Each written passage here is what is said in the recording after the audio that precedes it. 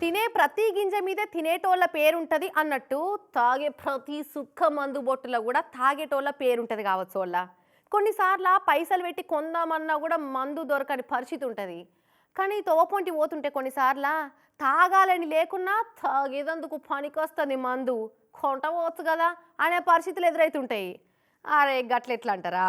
శ్రీకాకుళంకెళ్ళి road మీద పోయేటోళ్లకు గసొంటి పరిస్థితే ఎదురైంది.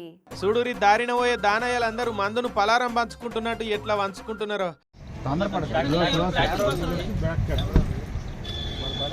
పుక్కిడికి దొరికిన మంద అంటే ఎవరికి చేదు ఉంటుంది. అందుకే ఒక్కొక్క బాటిల్ కాదు భయ్యా, ఎన్ని చేతిలో పడితే అన్ని బాటిల్ ఎత్తుకపోదామని ఫిక్స్ అయ్యి వచ్చినట్టున్నారు. మంచిగా కూరగాయలు కొనేటప్పుడు పుచ్చులేరి పక్కకు పెట్టినట్టే ఎవరెవరికి ఏమేం బాటిల్ కావాలో ఏరుకొని మరీ తీసుకపోతున్నారు.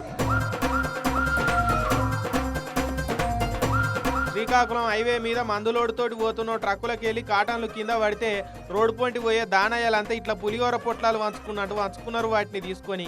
ఇక ఒక్క జాగాలనే కాదు, మొదలు పలాస కాడ బండిలోకి వెళ్ళి కొన్ని మందు బాటిల్లు జారిపడాయట. ఇక శాసనం కాడ మళ్ళీ కొన్ని పడ్డాయట.